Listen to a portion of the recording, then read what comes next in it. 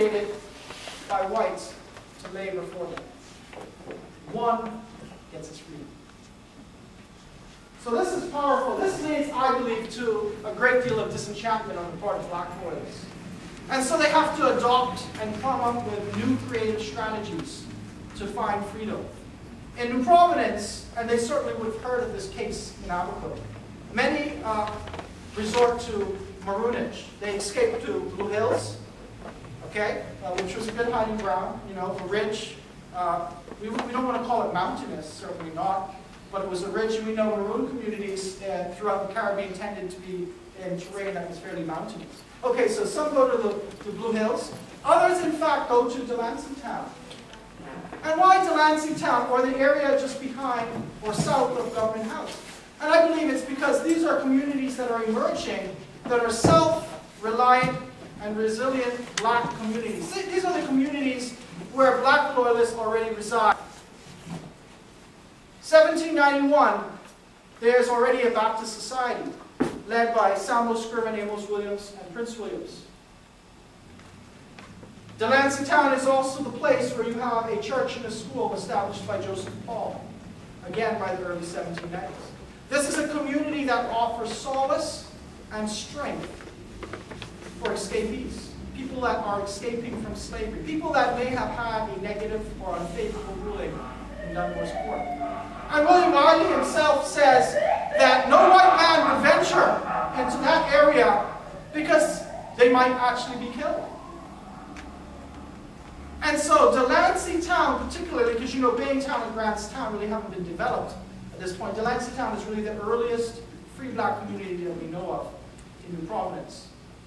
Okay, Baintown and Grantstown will certainly become important and prominent, particularly once the liberated Africans arrived in Bahamas from 1810 to 1860. But at this juncture, in the late 1790s, the turn of the 19th century, it is Delancey Town that affords escapees and free blacks the kind of resourcefulness, the kind of creative adaptation, the kind of community strength that they most certainly need to deal with a hostile, racially stratified, slaveholding society. All right, let's move on. So I've already touched on the religious contributions. I just want to expand on this a little bit by talking about Joseph Paul and some of these other individuals. Joseph Paul actually is on that list in the book of Negroes. See, he starts out in Abaco, arrives there probably in September of 1783 with his wife and 3 children. But he eventually migrates to Nassau, and it's in Nassau on Augusta Street and at Field Street that he establishes a small chapel. And in that chapel, he is going to not only teach about 5 or 6 free persons basic rudimentary education, he's also going to, of course, use it to evangelize as a Methodist preacher. Okay? Accounts have that within a couple of years, he has a congregation of about 300.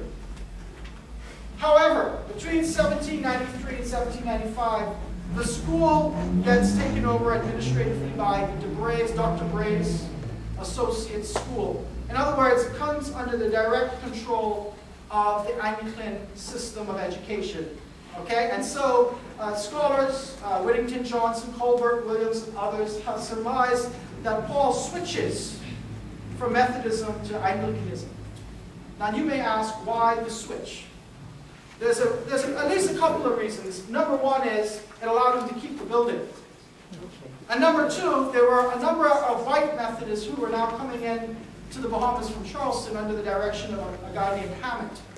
And these men were apparently very unscrupulous and certainly not spiritual in any way, shape, or form. Apparently they were fairly corrupt, they were womanizing, they were given to drink, etc. And so they gave Methodism a very bad name in the Bahamas.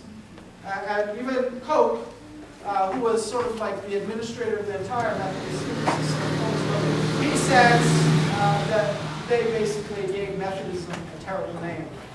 Okay, and so because of all of these things, I believe Paul shifts to Anglicanism.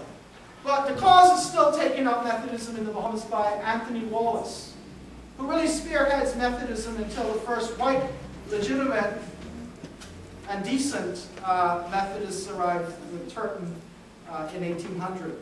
Okay, so I just want to mention Amos Williams, Prince Williams, and Samuel Scriven. They established Bethel Baptist by 1791 as a society. Now, they don't have a building just yet. They probably worship in their homes. Bethel Baptist is erected. They buy the property in 1801, and so probably by 1802, 1803, they have a building on the property that is currently Bethel Baptist to this day. Of course, you know the structure that is there today is not the original structure, but it's important that the property has remained intact and on that same site basically since 1801. And then we have Frank Spence. Frank Spence initially went to Long Island and eventually migrated to New Providence, and he established a congregation in Mason's Addition right behind Fort Fincastle. And they have a Spence Street. Spence Street is right in that area, right off of East Street. The building no longer exists. I've driven past there, and you'll find some pigeon peas and some other scrub there, but there's no building. But what I want to tell you is by 1827, his congregation numbered 900. 900. Well, some will say, well, that was an exaggeration. Perhaps. But I do know that he had a significant congregation. And I will say also that he has a will, and I've read his will, and it's clear that he wanted to keep that congregation in the hands of the members.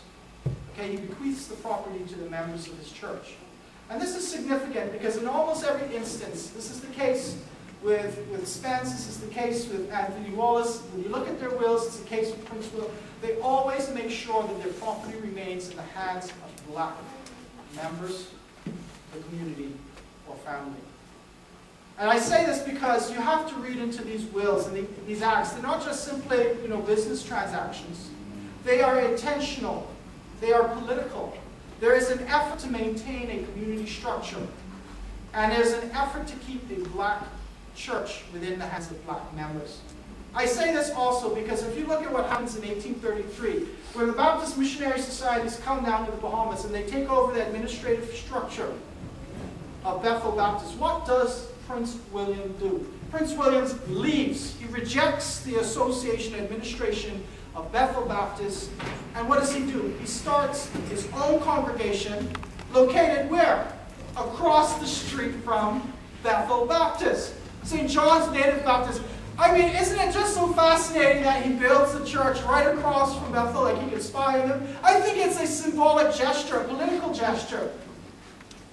I'm going to maintain an autonomous black institution, and I'm going to maintain it in the community that I can identify with, the Lansingtown, now Baintown, south of Meeting Street. And I'm going to do it even while you have your congregation on the other side of the street. Isn't that a powerful statement? I think so. Let's move on. So I've talked about religion, and I just want to mention as my final point before I conclude that education is also significant. I believe education for free black in the Bahamas was a vehicle for social improvement. Education is significant because it allows blacks to not only communicate effectively with each other, but to also negotiate and leverage work relations with whites in this country. And so this is significant. Paul starts the school, like I said, by 1791.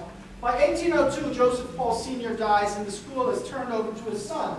Joseph Paul Jr. runs the school until he dies in 1810, and then it's finally taken over by his other son, William Paul.